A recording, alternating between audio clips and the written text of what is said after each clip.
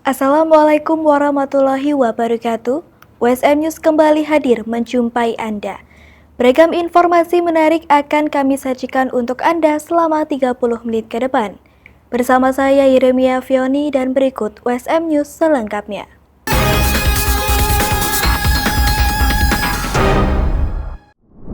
Baru-baru ini Fakultas Teknik Universitas Semarang sukses menggelar program Engineering Goes to School di SMK Negeri 10 Semarang. Kegiatan ini bertujuan memperkuat kolaborasi pendidikan, sekaligus meningkatkan kompetensi dan motivasi siswa melalui berbagai kegiatan edukatif. Program Engineering Goes to School merupakan agenda tahunan yang bertujuan mempererat sinergi antara pendidikan tinggi dan pendidikan menengah kejuruan.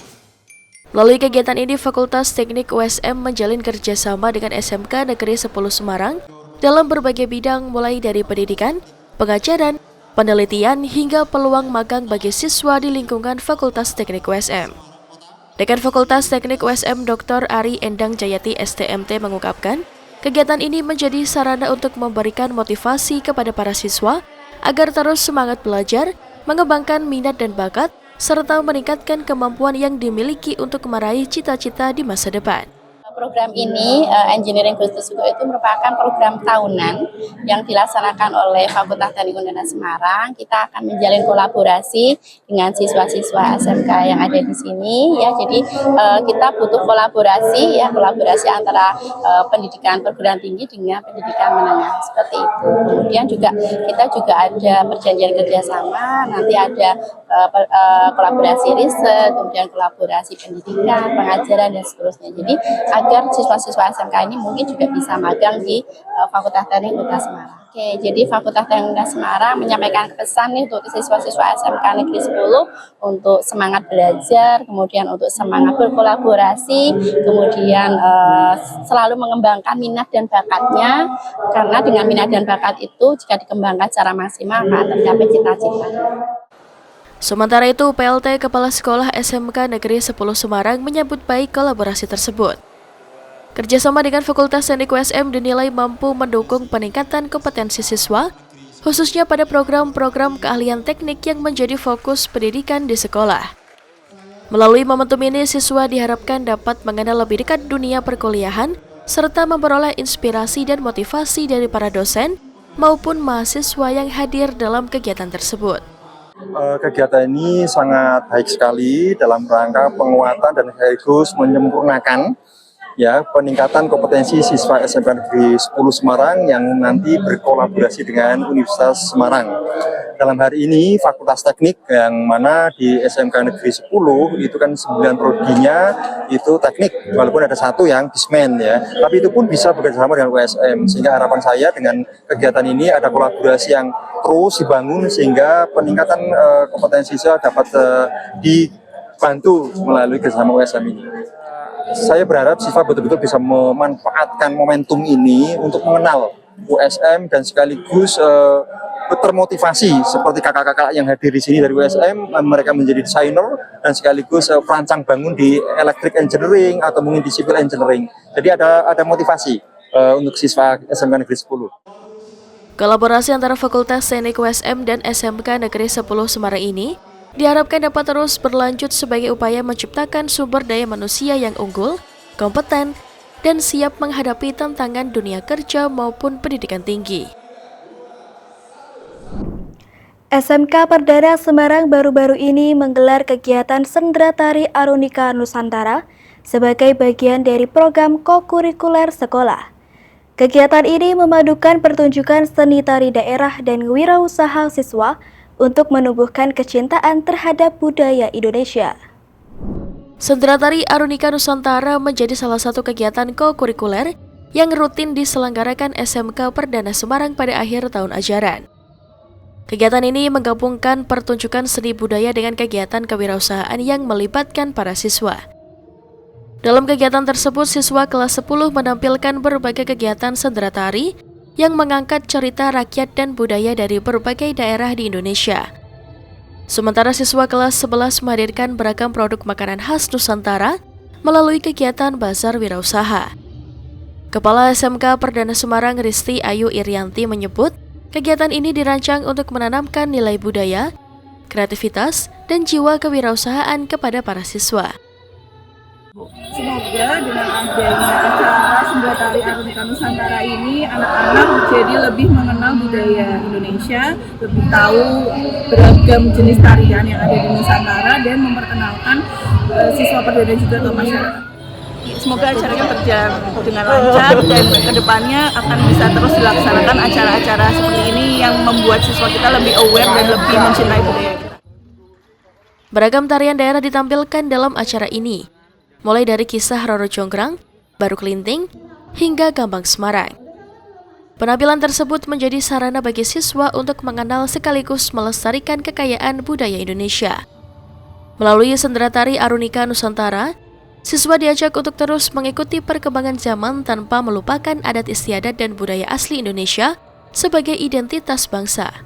Jangan sampai melupakan adat istiadat dan budaya asli. Jangan zaman jangan sampai, tapi juga jangan sampai lupa juga tentang adat dan istiadat budaya.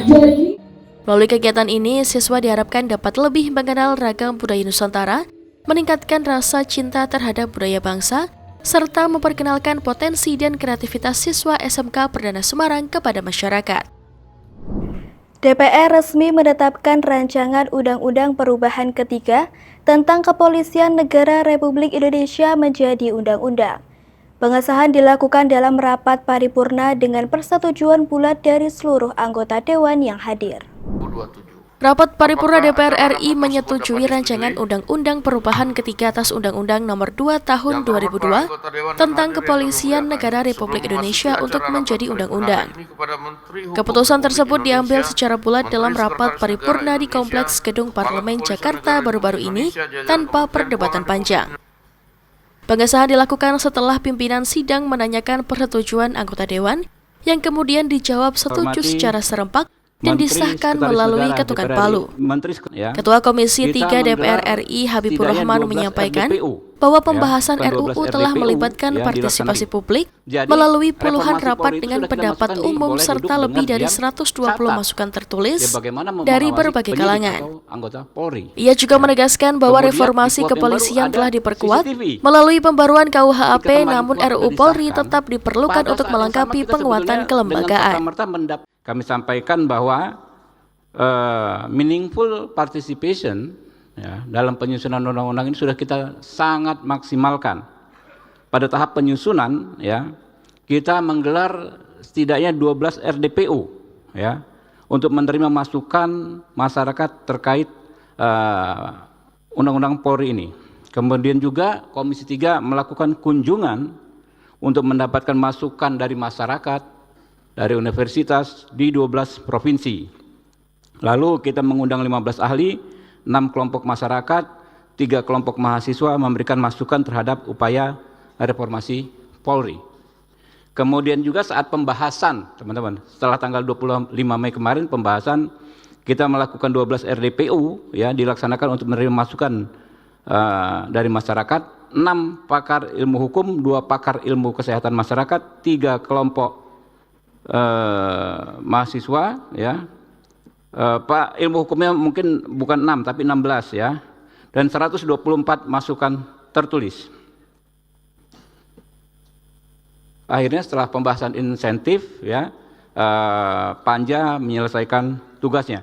RUU ini memuat 8 poin utama mulai dari penguatan transformasi dan pengawasan Polri, peningkatan profesionalitas, perataan penugasan anggota di luar institusi, hingga penguatan peran Kompolnas. Sementara itu, pemerintah melalui Menteri Hukum Supratman Andi Aktas menyatakan Polri perlu beradaptasi dengan perkembangan zaman dan tantangan keamanan yang semakin kompleks, sebelum akhirnya menyetujui pengesahan RUU tersebut menjadi undang-undang. Sebanyak 3 rumah di Blora, Jawa Tengah hangus dilalap si jago merah. Kebakaran diduga disebabkan kompor meledak akibat kelalaian pemilik rumah saat memasak nasi. Kebakaran menimpa 3 rumah warga di Dukuh Wadung, Kecamatan Kedung Tuban, Kabupaten Blora, Jawa Tengah. Kobaran api dengan cepat melalap bangunan rumah beserta isinya, sebanyak 5 mobil pemadam dikerahkan ke lokasi kejadian. Dugaan sementara kebakaran disebabkan kelalaian salah satu pemilik rumah saat sedang memasak nasi. Tidak ada korban jiwa dalam peristiwa ini dan kerugian akibat kejadian ini ditaksir mencapai 200 juta lebih. Lokasi kejadian disebabkan kemungkinan dari kompor dan di rumah belakang menimpa 3 rumah atas nama Satiran, terus Wajinah dan Rahayu. Kerusakan paling utama itu rumah Satiran yaitu sekitar 130 juta, untuk di rumah Wajinah itu 100 juta, di rumah Rahayu Niken 30 juta. Dalam upaya membangun lingkungan yang lebih inklusif dan harmonis, mahasiswa kuliah kerja nyata Universitas Semarang menggelar sosialisasi kesetaraan gender bagi warga RW 05 Kelurahan Lamperlor. Kegiatan ini menyasar orang tua hingga remaja untuk meningkatkan pemahaman mengenai pentingnya saling menghargai tanpa memandang jenis kelamin. Bertempat di Balai RW 5 Kelurahan Lamperlor, mahasiswa KKN Universitas Semarang mengajak masyarakat untuk memahami konsep kesetaraan gender melalui kegiatan sosialisasi yang melibatkan ibu rumah tangga, bapak-bapak, dan para remaja. Dalam kegiatan tersebut, peserta diberikan pemahaman bahwa kesetaraan gender bukan berarti menyamakan seluruh peran antara laki-laki dan perempuan, melainkan memberikan kesempatan, hak, dan tanggung jawab yang adil bagi setiap individu. Mahasiswa KKN juga menyampaikan materi mengenai pembagian peran dalam keluarga, pentingnya komunikasi yang sehat antar anggota keluarga, serta penanaman sikap saling menghormati sejak usia remaja. Tidak hanya menerima materi, para peserta turut diajak berdiskusi mengenai berbagai stereotip gender yang masih kerap dijumpai dalam kehidupan sehari-hari. Diskusi berlangsung aktif dengan berbagai pengalaman yang dibagikan oleh warga. Antusiasme peserta terlihat dari banyaknya pertanyaan dan tanggapan yang muncul selama kegiatan berlangsung. Warga menilai materi yang diberikan dekat dengan persoalan yang dihadapi dalam kehidupan keluarga maupun lingkungan sosial. Melalui sosialisasi ini, mahasiswa KKN berharap masyarakat dapat menerapkan nilai-nilai kesetaraan gender dalam kehidupan sehari-hari sehingga tercipta hubungan yang lebih harmonis, saling menghargai, dan bebas dari diskriminasi. Selain itu, pemahaman mengenai kesetaraan gender diharapkan mampu membentuk generasi muda yang lebih terbuka, memiliki sikap positif, serta mampu menghormati perbedaan dalam kehidupan bermasyarakat. Di tengah kesibukan kota Semarang, Jalan Pemuda tidak hanya menjadi pusat aktivitas masyarakat, tetapi juga menyimpan jejak sejarah panjang sejak masa kolonial. Kawasan ini berkembang dari jalur penting pada masa lalu, menjadi ruang kehidupan kota yang dinamis hingga saat ini.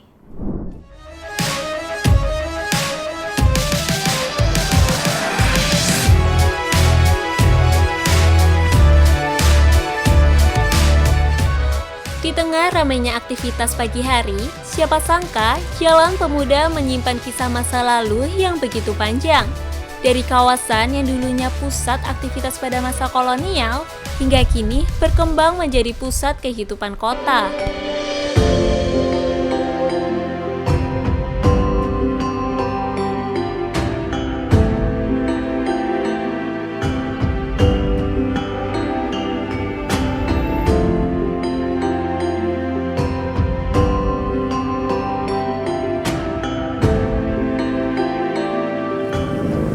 Pagi yang cerah dan udara yang sejuk cocok sekali untuk berjalan santai. Pemirsa, saat ini saya sedang berada di Jalan Pemuda. Di balik kendaraan yang ramai dan deretan bangunan-bangunan modern tersimpan jejak sejarah yang menjadi saksi perjalanan kota dari masa ke masa. Bersama saya Lunita Safa, yuk kita telusuri jejak sejarah sambil berjalan santai.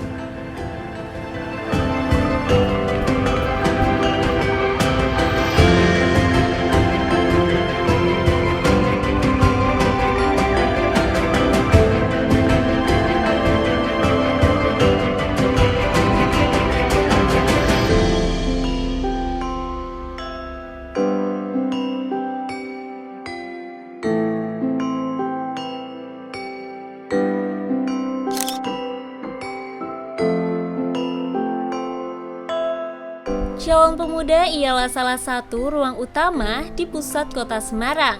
Kawasan ini dikenal sebagai pusat perkantoran dan juga menjadi tempat masyarakat bersantai dan menikmati suasana kota.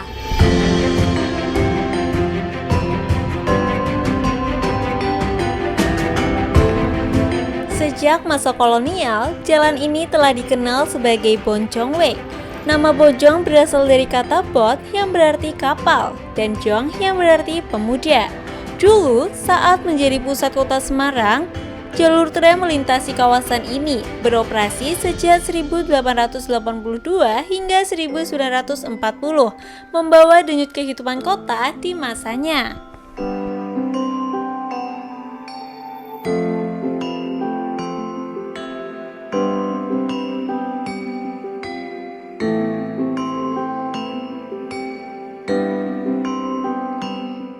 Di sepanjang Jalan Pemuda, bangunan-bangunan bersejarah masih berdiri sebagian dan mempertahankan bentuk aslinya. Sementara yang lain juga hadir dengan wajah yang lebih modern.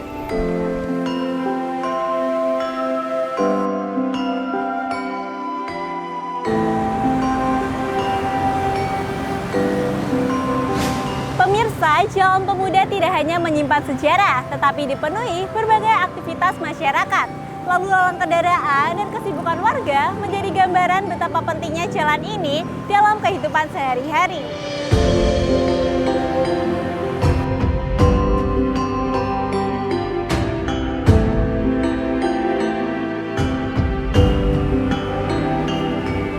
Di balik padatnya aktivitas yang kita lihat hari ini, Jalan Pemuda tetap menyimpan cerita panjang. Jalan ini menjadi saksi bahwa waktu terus berjalan, namun jejak masa lalu tetap bertahan. Dari Kota Semarang, Huneta Safa dan Mardika Putra melaporkan.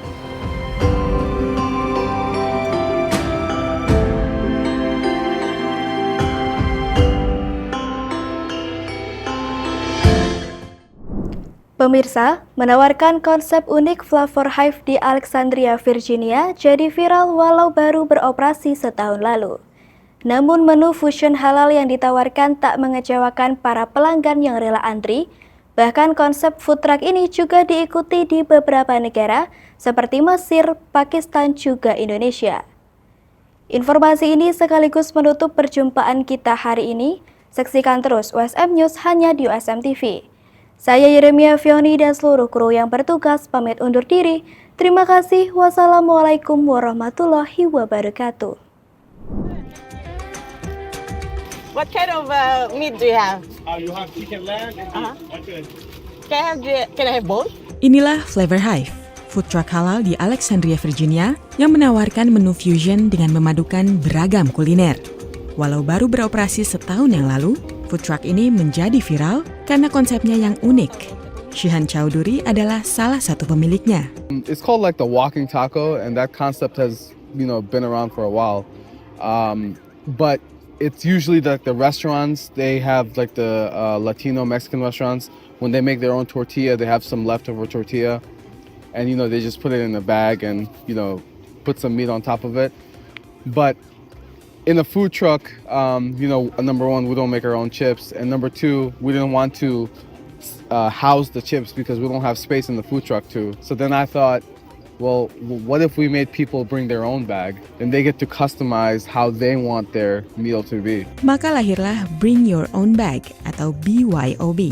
Pembeli datang dengan membawa sekantong keripik atau chips yang lantas diisi pilihan daging, salad dan saus dengan harga yang ramah di kantong. Today I got some spicy sweet chili Doritos. I also got gyro along with all the veggies and white and green sauce. Very good. I highly recommend. Sometimes the people bring the pizza. You can bring everything. You bring the pizza, you can bring your chips, you can bring your rice. Flavor Hive pun jadi viral. Tak hanya di Amerika, tapi juga di negara-negara lain. The hype is all over Instagram, Facebook. We see a lot of videos and good reviews about it. Pembelinya tak hanya yang mencari makanan halal, dan mereka rela antri untuk mencicipi kuliner yang menjadi sensasi di media sosial ini. I like the food so far.